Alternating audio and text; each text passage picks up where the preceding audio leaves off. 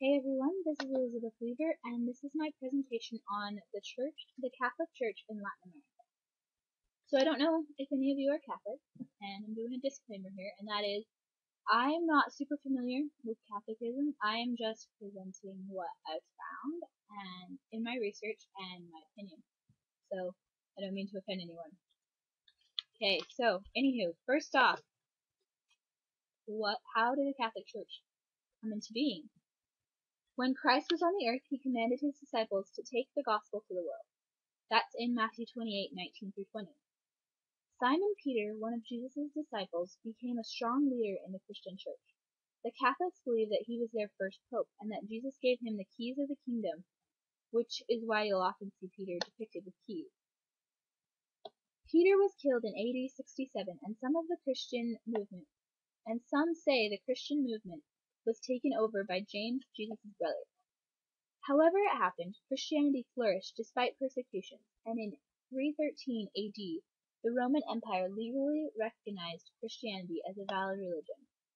Later in that century, in 380 AD, Roman Catholicism became the official religion of the Roman Empire.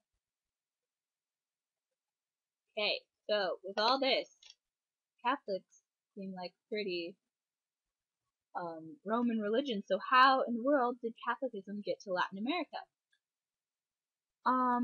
Well, as all good American children know, in 1492, Columbus sailed the ocean blue and discovered a new world, and it was Narnia!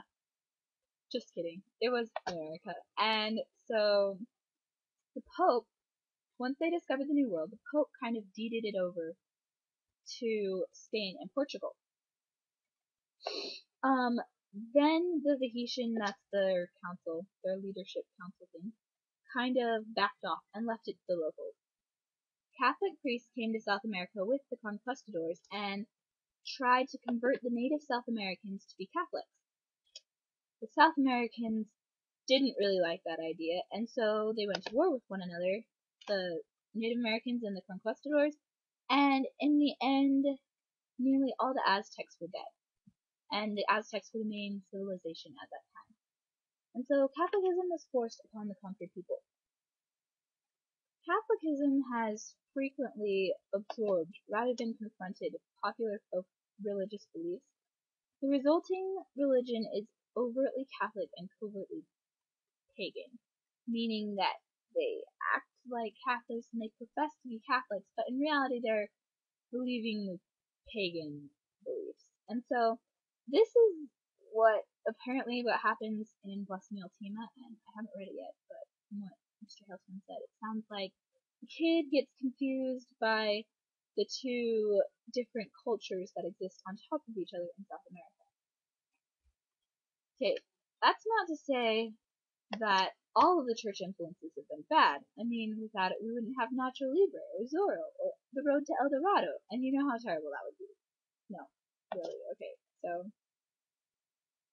when the Pope heard about the terrible things being done to the Native Americans, instead they issued one of their papal bulls that said that the Indians are by no means to be deprived of their liberty, even though they are outside of the faith of Jesus Christ. So, I mean, they were like, just because they're not of our faith doesn't mean we can persecute them.